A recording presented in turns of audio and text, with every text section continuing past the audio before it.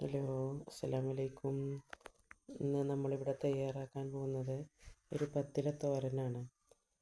നമ്മുടെ തൊടിയിലും മുറ്റത്തും ഒക്കെ ഉള്ള ഇലകൾ, കഴിക്കാൻ പറ്റുന്ന ഇലകൾ നമ്മൾ എടുത്ത് നല്ല കഴുകി വൃത്തിയാക്കി വെക്കുക.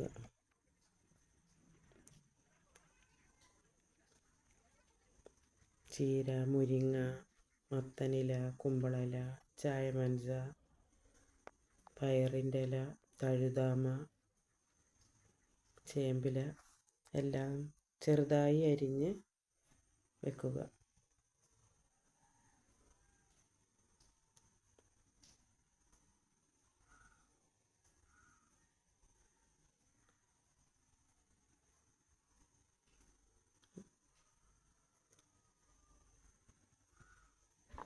എരിവിനാവശ്യമുള്ള പച്ചമുളക്, കാന്താരി ആയാലും പറ്റും, ചെറുതായി അരിഞ്ഞ്, അര ഗ്ലാസ് വെള്ളം, ആവശ്യത്തിന് ഉപ്പ്, അരിഞ്ഞ് വെച്ച പച്ചമുളക് 2 മിനിറ്റ് വേവിക്കുക.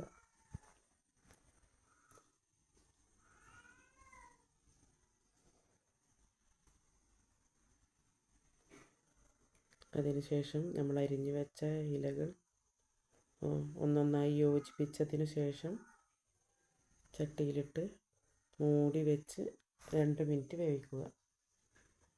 വീണ്ടും ഇളക്കി 2 മിനിറ്റ് മൂടി വെക്കുക.